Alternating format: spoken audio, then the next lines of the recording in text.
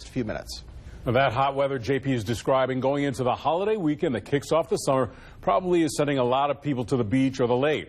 But as Josh Gant reports, one of the last things that might be on your shopping list might also be one of the most important. Josh? Yeah, that's right, Steve. There are different makes and models of sunscreen on the market. There are physical ones and chemical ones, and there are pros and cons to each. So we let a local dermatologist give us his take on what's best to use. Skin cancer is the most common form of cancer in the U.S.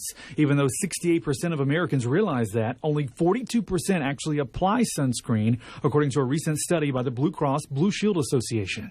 All day long, we ask people to use sunscreen, and what I found is that most patients just haven't found a sunscreen that they like. Dr. Corey Hartman is a dermatologist at Skin Wellness Center of Alabama. With so many sunscreens on the market, Hartman says it can be confusing when trying to decide which one works best. If you're looking for the safest and most effective sunscreens, I would recommend sticking to physical sunscreens that contain either zinc or titanium.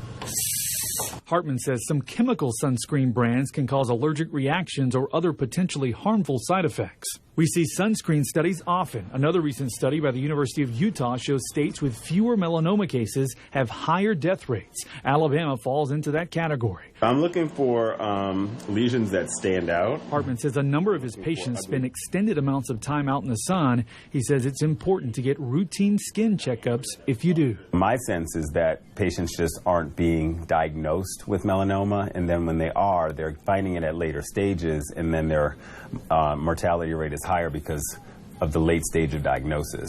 Now, when looking on the label, look for water resistant and broad spectrum coverage with an SPF of at least 30. Apply it generously and reapply it every 2 hours. And don't forget those shades. They protect you as well.